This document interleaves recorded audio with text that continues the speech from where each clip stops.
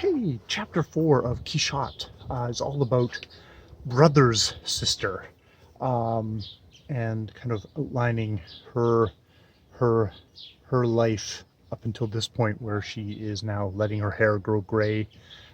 Is a judge, is a one of the first speakers of the House in a Britain that is voting to leave the EU and is becoming more and more narrow-minded and intolerant, or at least that part of the society is definitely the one that seems to have gotten hold of the wheel, um, and stuff like that.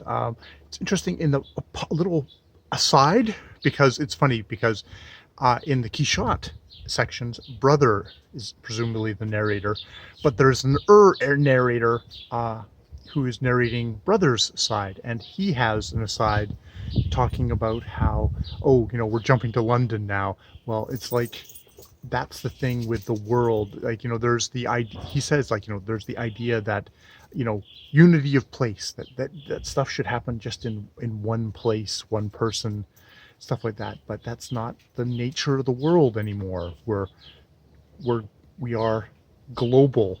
That the story of the world now is an immigrant story, a migrant story, and that a multiplicity of voices, a multiplicity of modes, of references are all necessary to kind of capture that. He definitely kind of Rushdie lays down his thing here in a way. So yeah, we get the story of Sstr who, it looks like, when she was not yet legal, took up with a much older painter in his 60s, and used him to get herself get herself taken to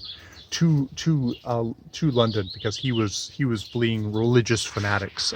It's interesting because, like, yeah, she's talking about her disappointment with the UK, but well aware of that. There are worse places. There's places like the United States where they're, killing black people with abandon. There is the killing and raping and stuff like that in India, of the religious intolerance there.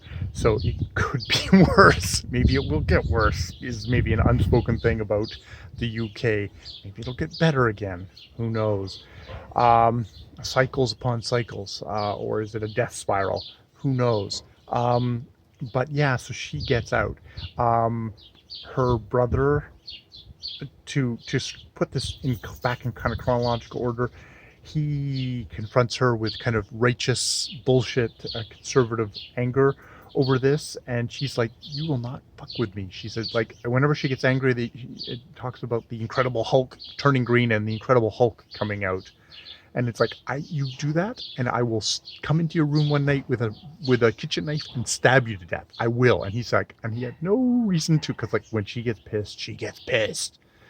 But on the night when she is, I guess, underage and going off with this old painter guy, he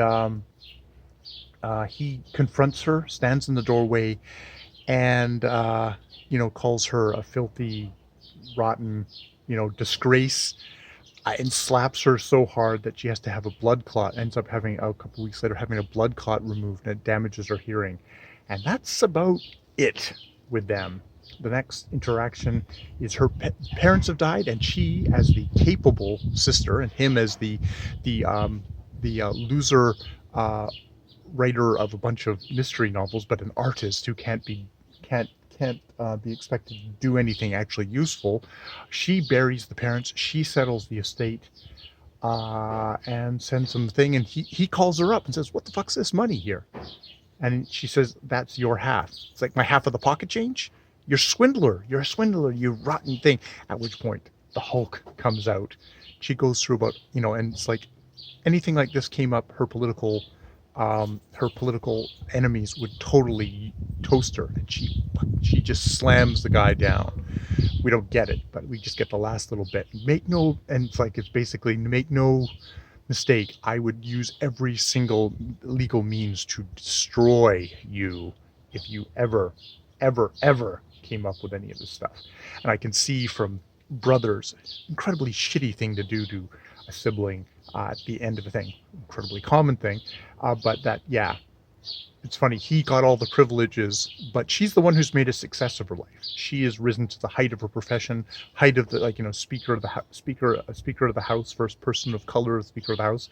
There's a scene in here where you have a coalition of the guys, and you have some old white lord going, person of color, what is even that? I'm a person of color too. This is all reverse racism and tokenism, and it's like doing this at her dinner table, and it's like, and if you play into this, you're playing into the enemy. And at which point, persons of color at the table, not her, says, and who would be the enemy? Me?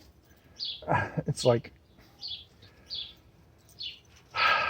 so, but yeah, she is, of course, turns out to be the success of the family, and him being a fifth-rate novelist who is actually, her daughter's like, oh, I actually kind of like his books. They're okay. You know, we guys should try and get back together. You know, try and reconcile. But she knows if she reconciled, yes, they'd have a couple of days of just like and then he'd say something, and it would unlock the Incredible Hulk and the memory of the slap. So yes, that's our full.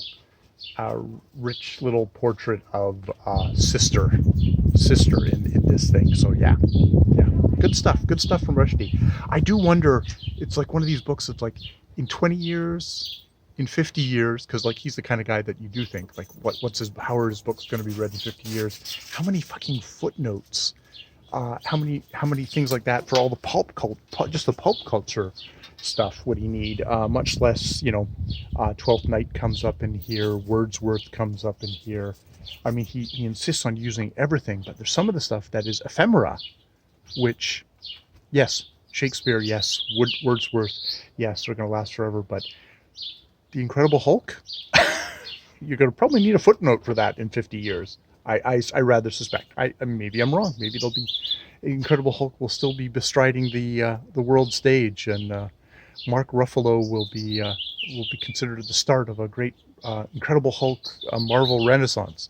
I have a feeling that the Marvel movies and stuff like that, however, are going to be the ephemera that, you know, I think there's the Biggles movies, and the Biggles, or there's stuff that was intensely possible 50, 60, 70 years ago that we don't even know about, even though at the time it was omnipresent, like the Marvel movies are today.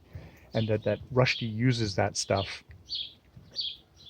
How will it affect the novel when this just becomes a blank spot that has to get filled in with a footnote? And oh my God, I mean, there's such the rush and the energy with Rushdie. Footnoting him would be so sad, I think. All right, I will leave it there. More videos later.